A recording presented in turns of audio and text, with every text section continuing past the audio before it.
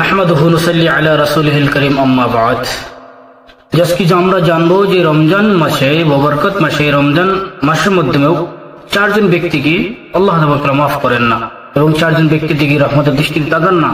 ওরা চারজন কোন ব্যক্তি, চারজন কে কি, আজকে আমরা সেটাই জানবো যে এই বরকত মাসের মধ্যেও তাদেরকে মাফ করা হয় না এবং তাদের দিকে তাকানো হয় না।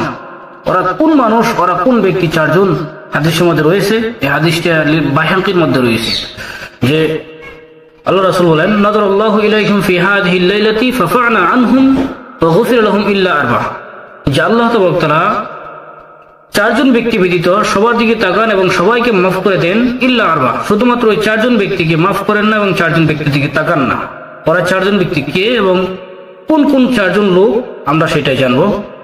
যে সাহাবীরা জিজ্ঞাসা করলেন, ফাকুলনা ইয়া রাসূলুল্লাহ মানহুম, ওরা কোন চারজন ব্যক্তি যাদেরকে মাফ করা হবে না, যাদের দিকে তাকানো হবে না? তারপর আল্লাহ রাসূল বললেন, ক্বালা রাজুলুন মুদমিন খামার, প্রথম ওই ব্যক্তি যে মদ্যপানে আসক্ত, অর্থাৎ শরাব পান করে, শরাব খায়, মদ খায়, ওই ব্যক্তির দিকে আল্লাহ তাআলা তাকাবেন না এবং ওই রমজান মাসের মধ্যে ওই ব্যক্তিকে মাফ করা হবে না। কে ওই ব্যক্তি? যে ওয়াকিন লিওয়ালিদাইহি, দ্বিতীয় ওই ব্যক্তি যাকে রমজান মাসেও মাফ করা হবে না, যে মা বাবাকে অসন্তুষ্ট করে, মা বাবার নাফরমানি করে, অর্থাৎ পিতামাতার অবাধ্য হয়।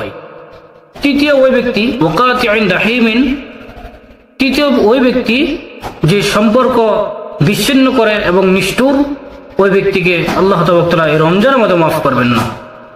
চতুর্থ ওই ব্যক্তি ও মুশাহিন, যে যার অন্তরের মধ্যে হিংসা থাকে এবং একে অপরকে সম্পর্ক ছিন্ন করে।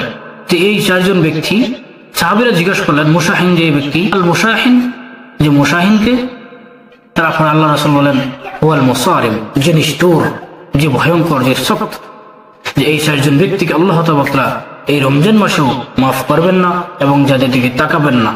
তো দেখুন, এমন আমরা যাতে আল্লাহ তাআলা যেই চারজন ব্যক্তির কথা, চারজন ব্যক্তির দিকে তাকাবেন না এবং মাফ করবেন না, হুজুর সাল্লাল্লাহু আলাইহি ওয়াসাল্লাম যে বলে দিয়েছেন, আমরা যাতে এই চারজন ব্যক্তির লিস্টের মধ্যে আমরা না থাকি। আল্লাহ তাআলা আমাদের সবাইকে এই রমজান মাসের মধ্যে বেশি বেশি ইবাদত করার তৌফিক দান করুন।